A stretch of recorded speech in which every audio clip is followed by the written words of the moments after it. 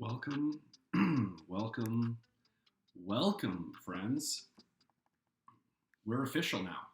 This is the Tired Gents podcast, episode 12.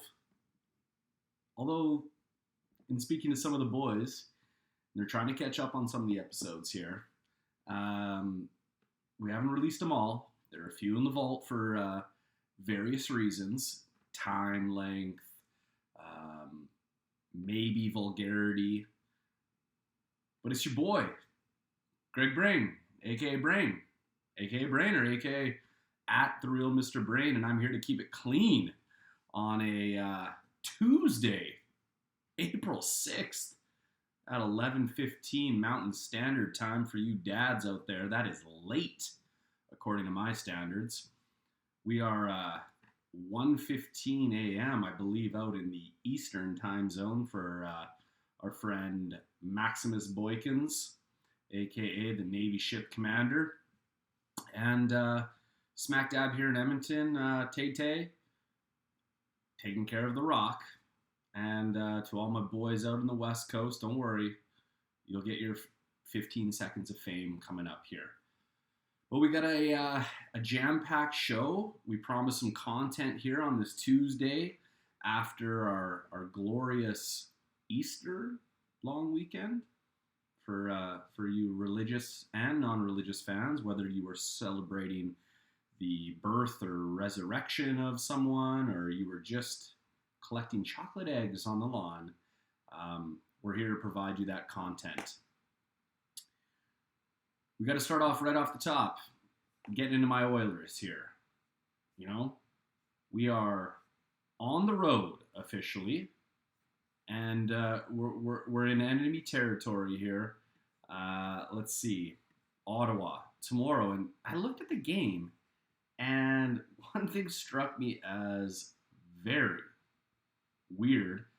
It says the game's at 3 p.m. Mountain Standard Time tomorrow, so right as the school bell rings, I got to be tuning in to see the likes of Monsieur McDavid and Leon take care of those capital senators, as you might call them.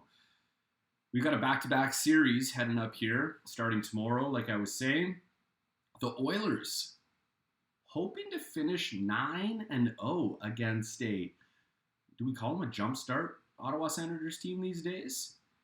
But we got to break down a few things here. Holy smokes. In the 7 games, we've bested the Sens by a 34-15 goal differential. Whew. The Sens have become victims of, what do we call them, the heart attacks? Connor McDavid and Leon Draisaitl, they've combined for 33 points in the 7-game series alone. Do we think we can go 9-0? Of course we can. Has any other team gone undefeated against them? I don't think so. So, we've got our work cut out. I think our boy, Mike Smooth, probably starting tomorrow's game. And, the recluse, Mikko, coming up to clean it up on, what'll that be, Thursday? So, happy days ahead for the Oilers crew, I should say. We can take a look at, what do we got? Maybe some standings going into the game. I know there was a few games tonight. Didn't really pay too much attention as we were enjoying our last of the days off as me and the fam kicked back and relaxed a little bit, got some laundry taken care of. We'll cover that stuff a little later in the dad stuff content. But as I look at it right now, we got your Edmonton Oilers sitting at 3rd place. 39 games played, 48 points, and we're 1 point behind those Winnipeg Jets. Same amount of games played, and we've got a 7-point margin to, climb the mountain, so to speak, against the Buds. Habs, they took care of us 3-2 in overtime a couple nights ago. They've got 4 games in hands on the Oilers. and they only sit 5 points back. So if you do the math, that's 8 points right there. Warriors could be looking at a 4th place spot, in the next couple of weeks, but we got to keep on winning. Goal differential, we got a plus 15 compared to the Jets at plus 18, and your Buds at plus 32. Habs, of course, plus 18, and then we go down to the non-playoff teams. We got your Canucks, the COVID Canucks at minus 20, the Flamers minus 21, and your Ottawa Senators rounding off at minus 42. So it's going to be a good little push here to the end by the Copper and Blue, as we used to call them. I don't know what we want to call them anymore. Although my friend out in Irma, Kyle Parsons, would disagree with many of the choices made by our jersey choice maker. Who makes the... We got to get to the bottom. Who makes the choices of the jerseys? Because KP has a theory that when we wear a certain jersey, we win. And when we wear a certain jersey, we tend to lose. So I just, if you got your thinking caps on and you think you know what's up, you can always email myself, greg.brain@icloud.com, or the show, obviously, tiredgents@gmail.com. We'd love to go into our little email folder and answer the questions or look at the answers. Either way, I am interested to know. Was that enough Oilers chat for our boys on the West Coast? I know it's not very thrilling these days. I know they're very much in tune to the Masters. It's Masters week, everybody. It's a jam-packed show. I don't even have time to talk about the Masters, but perhaps a couple more days go by. We jump into, the thick of the things. But our friends by the ocean, they're looking for other activities and other hobbies these days, and I can't blame them. So that's why we're going to, transition a little bit. We got to talk about the Jays. The Blue Jays, of course, and the start to the season. So we're talking Jays' first looks. Tonight wasn't necessarily the result we were looking for. The Texans? No, the Texas Rangers. Come on now. They hold off the Jays for a 7-4 win, dropping the Jays' record to 3-2, improving their own record as the Rangers at 2-3. So you take a look at the first series. We played the Bronx Bombers out there in New York. We took 2 of 3, and right now we've got a season split, 1-1 against the Rangers. So all in all, tough series to start. We still haven't had our boy George Springer. There's got to be like a Jerry, Springer reference in there, but just George just doesn't sound the same. But nonetheless, haven't played with him. Still, doing okay. The guys that we're looking for doing some things. The pitchers, they've been doing their things, but I'm just taking a look at some stats right here. So right off the bat, what do we want to do? Let's talk about our hitters. I'm not really going to break down the fielding and the errors. We know Bobo, he's had a few errors here and there. But when I look at overall averages here, let's break it down. Leading off, Randall Grichuk. He is batting the good old-fashioned .500.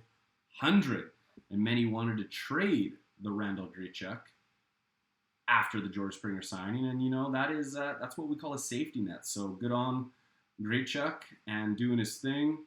1 homer, 5 ribbies, struck out 4 times. But that's a great first 5 games of the season. And then it's kind of a significant drop-off here. And, the argument always is the Jays, are we swinging for the fences or we want to get on base? So Vladdy, 267, followed by Bo Bichette, 250, Lourdes Gurriel Jr., as well as Teoscar, as well as, just those guys with the 250. And then we drop off a little bit to 182.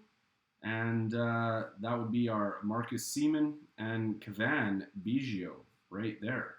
So, room for improvement for sure. Let's take a look at some power right off the bat. Bo Bichette, 2 home runs. Marcus Seaman, 2 home runs. Big signing there from the A's. Kind of doing what we hoped him to do, down year, although I don't like that average. 5 strikeouts for Seaman. We've got 6 strikeouts for Bo Bichette, 7 strikeouts for Cavan, and that's, the start of the order there. So hopefully, we can figure it out a little bit. But hey, it's the first 5 games. What are we really hoping for? 3-2 is not bad. We just don't want to be 0-5 like some teams, I guess. I don't know. But we switch gears to pitching. A couple of things to highlight here. Obviously, Hyun Jin Ryu, if I'm saying that right, had that first game, no decision, but 5.1 innings pitched. Nice little 3.38 ERA, although we'd like to see it a little bit lower. Whip coming in at 0.94. The big performer of the week, Steven Matz. Big win. ERA coming at 1.42. 6.1 inning pitch, if I didn't mention that. And looking at that, 9 strikeouts with a .47 whip. We like those stats. And then we had our one of our newer additions, that TJ Zuch. Again, nice little 4 innings to start off his tenure with the Jays. Coming in at 0 ERA with a casual 1 strikeout. And one of our last, we had Ross Stripling start for us, 3.1 innings pitched. 8.10 ERA, not a good look there.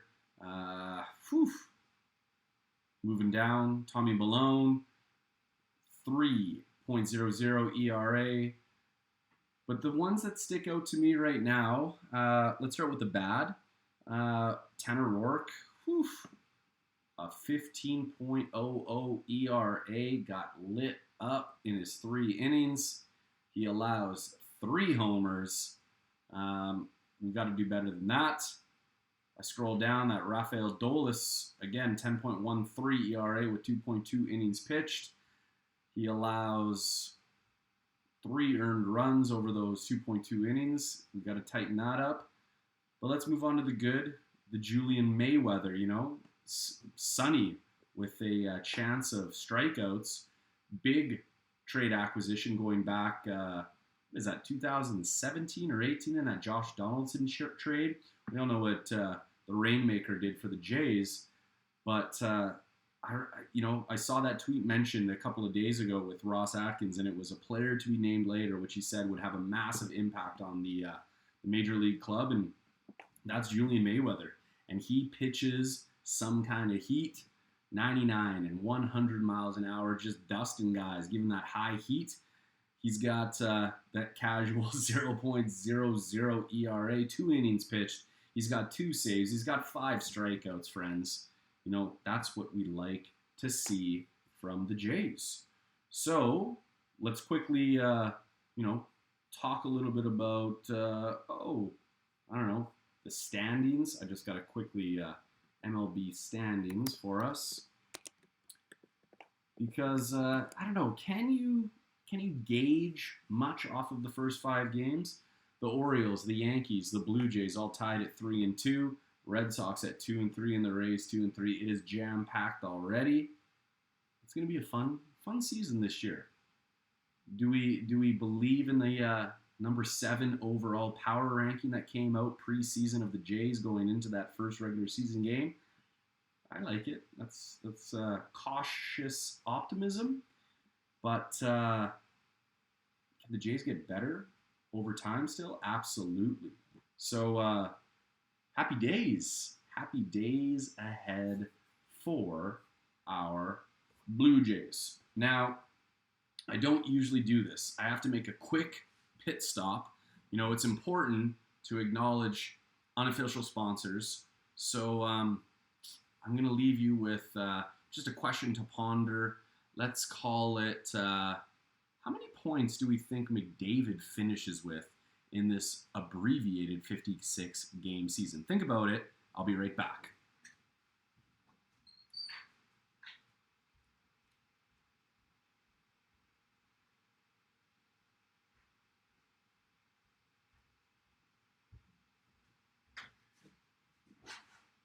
That's where the co-hosts come in handy. So still waiting, but right now, we going Han Solo. But again, we got to acknowledge West Kelowna Warriors started their pod season, as far as I know, 1-1. We took home the game against Salmon Arm, dropped one to Vernon. That's all right. Christopher Laurie's got the boys flying. Some nice little highlights by that birthday boy on his that first game of the season. Name escapes me. Don't worry, I'll get to know the roster. But I'm sure the jersey's in the mail by now, right? Right, Prez? Jersey's in the mail. Anyways, let's go. Nothing there on the live chat yet. But I left you with that question. Did you all agree with 101? 101 points for Mr. McDavid? That's where I figure. So we'll see what happens.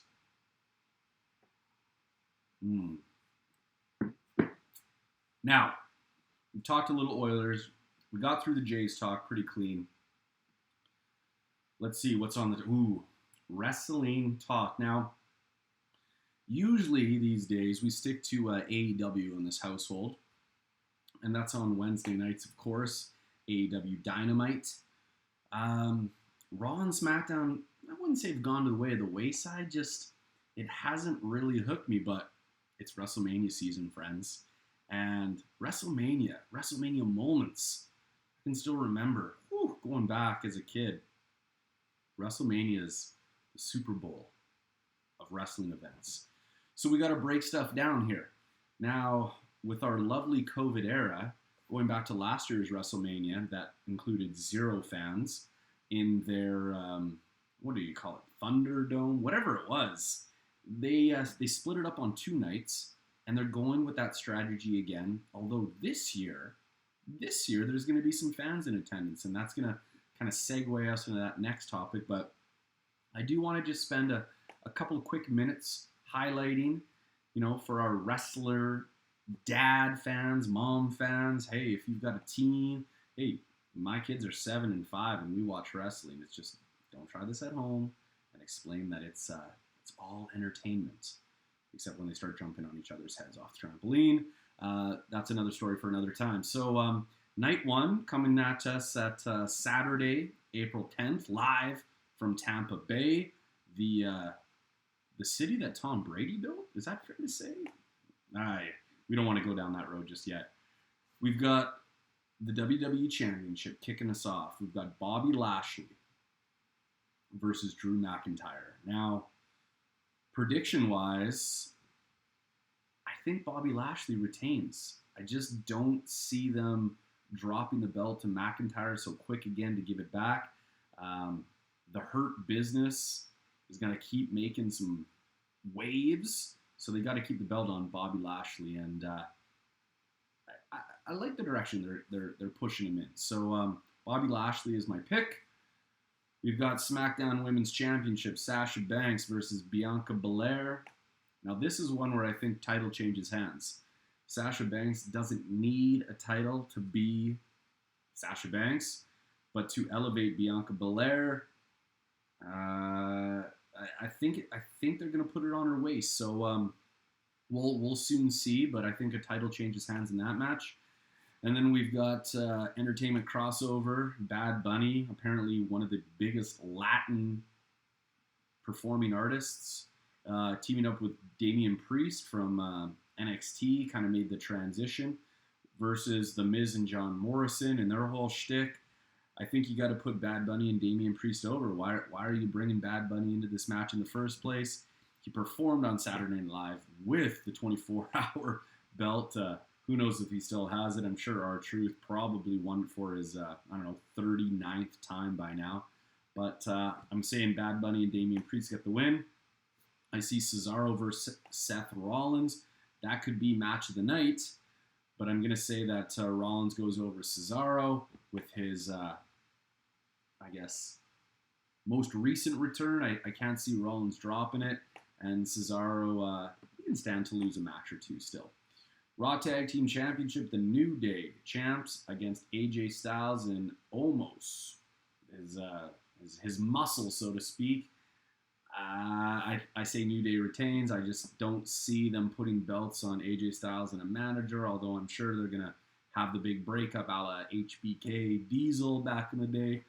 So again, I say we see a retaining of the titles. And then, I don't know where this came from. It says this feud has been brewing for quite some time. We've got Shane McMahon, Shane O'Mac, looking for his WrestleMania moment. Dear God, Shane, you got a family. Don't do it. I can't wait for, I don't know, steel cage match. It's got all the ingredients for another massive moment. Shane O'Mac taking on Braun Strowman. Well, I'm saying Braun Strowman wins, but I'm saying Shane McMahon puts himself through a table from beyond 30 feet up in the air, and that'll round off night one. We jump into night two, capping Sunday, April 11th. We've got the big dog. Well, I guess he's more of the head of the table these days. Roman Reigns versus Edge versus Daniel Bryan in a triple threat. And he came all this way. And his partner now in AEW, Christian. I see Edge with the championship around his waist by the end of the night. I know it's going to be a great match. I'm looking forward to it.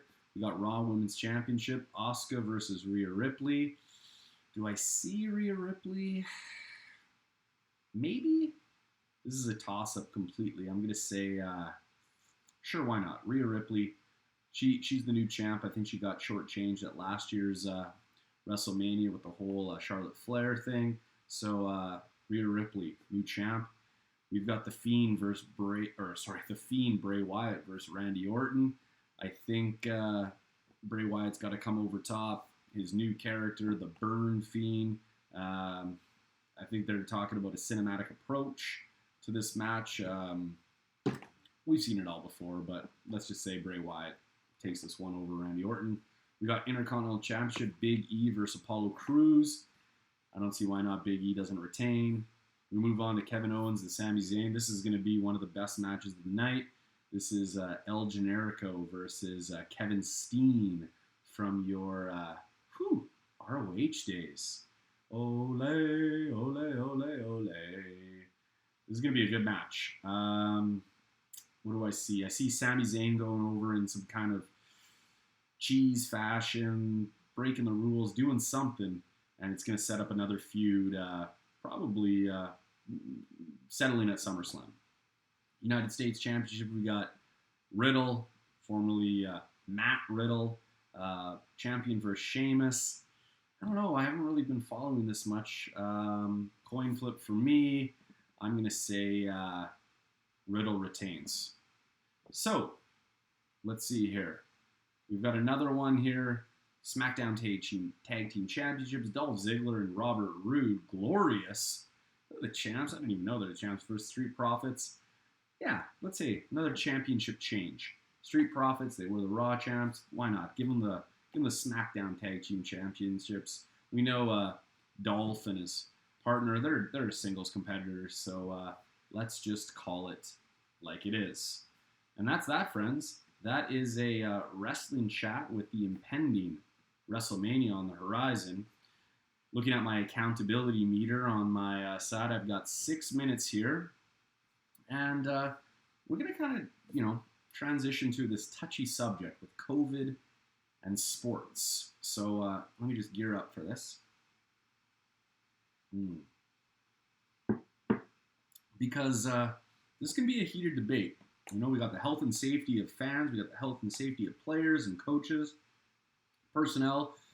I know some people have been dying to get seasons going. They got the seasons going. They're in a pod. It's crazy. Who makes these rules? But I just wanted to break a few things down and then maybe, give my 2 cents towards the end. I looked up which NBA teams allow fans at games this season. So 17 teams will have limited capacity by the end of March. And just going through it, I'm seeing anything from 10%, 12%, 25%. What is the lowest? 3.5% capacity. But really nobody eclipsing more than about 25% capacity of their home stadium fans. I would love to see some breakdown of any related, outbreaks from it. I haven't really heard. You think you'd hear it a little bit more, but man, what I wouldn't do to go to a live game right now. So again, when I take a look at it overall in the NBA, we've got only 8 teams in the NBA are not currently allowing fans this season. 5 teams. What is this? Many teams are projected by the end of March to have at least 3,000 fans or more, with 5 teams, Houston, Indiana, Milwaukee, Orlando, and Utah, having potential 4,000 or more. NBA's rolling, right? They need that. Well, they don't need that, but people need to see that in-person NBA. We saw that bubble season championship by LeBron James last year, and I don't see it happening. So they're doing what they can. And that's the NBA. We got to switch gears here to Major League Baseball. Season has just started. I see. Let's see here. After playing behind closed doors last season, all 30 teams will allow fans inside the ballpark this year. Some, like the Red Sox, Nats, will operate at 12% capacity, but Globe Field, home of the Texas Rangers, started off the season packed house against the Jays. So again, who makes these rules? Who deems it safe or not safe? But again, I don't need to go through the list of how much percentage or how many fans there are. But if you think you're not sick, maybe you've got the vaccine, you can prove that you've got the vaccine, you've sanitized, you keep your distance in certain areas. I don't know that I'd be going to Texas anytime soon to sit shoulder to shoulder with people I don't know. But come on, friends. We need sports in our life, right? Sports makes the world go round. Lastly, I just want to kind of cap it off here with the NHL. 18 of 24 American NHL teams set to allow fans at games this month. That would be March, moving into April here. The teams that kind of stuck out, the teams that were not, I should say, were, let me see, it was the only American teams without plans to allow their fans right now. California-based teams, they're pretty strict out there. So the Kings, the Ducks, and the Sharks, as well as the Avs, Blackhawks, and Washington Capitals currently not allowing any fans. And in Canada it says the Oilers believe they can safely host fans at Rogers Place, and they've obviously submitted their plans to Alberta Health. Do I see it happening? No, unfortunately. With that recent COVID outbreak in Vancouver, I think a lot of things changed. But do they move to a pod season for playoffs? I don't know. But where do you, the listener, the 0 viewers, maybe the 2 subscribers, maybe the friends of the friends come out on this? I'd love to know. You got to send me it somehow. Tweet at me, tweet at Tired Gents, send it to our email, send it to whomever. But where do you come out on this? Would you risk it to go to the game? But we got to move on. This is what we call the home stretch, friends. The home stretch. And I look at, we've got 1:10 and and this is called dad stuff right here. So I just got to have a little bit of dad juice. And, there's a lot of things that you can do to help around your house as a dad, as a husband.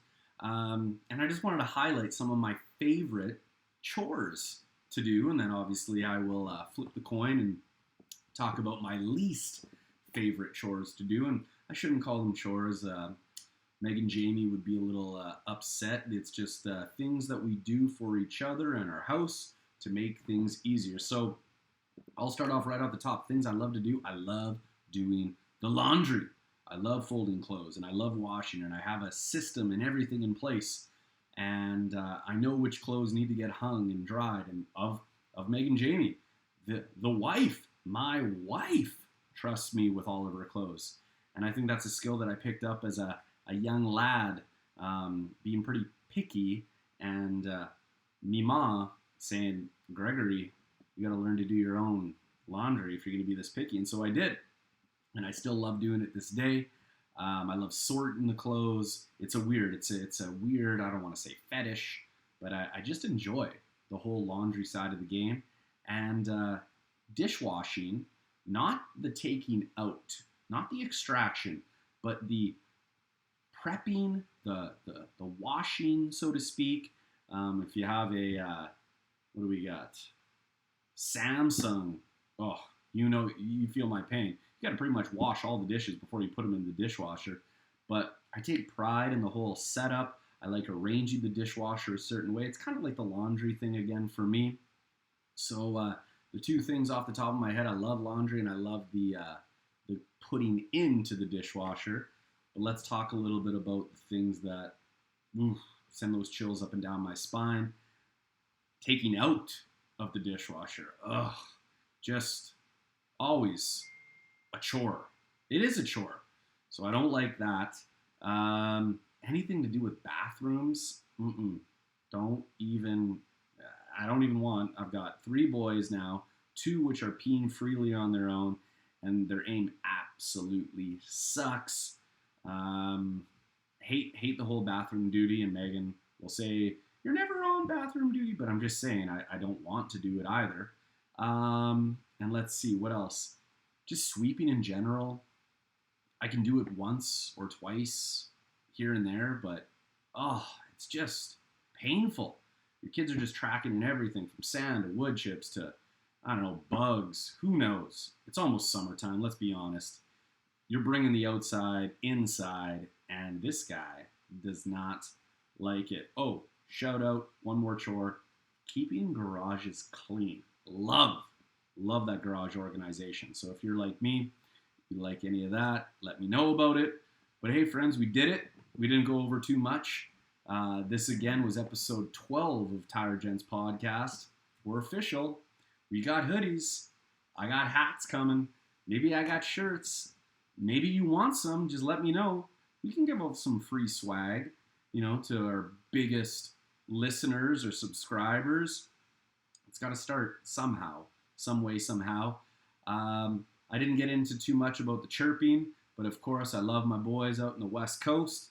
Hopefully they're keeping their nose to the ground in terms of putting and driving and whatnot. We've got the big CLIT coming up in July.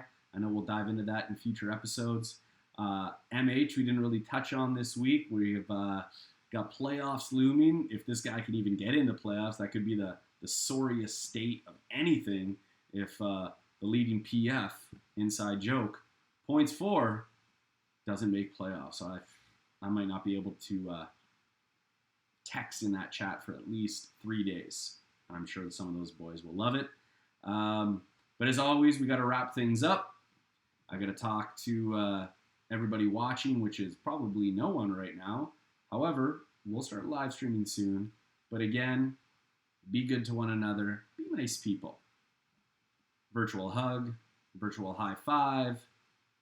Let's tell a joke. Make someone laugh. But until we talk again next time, be safe. Wash your hands. Sanitize. Wear your mask when you need to.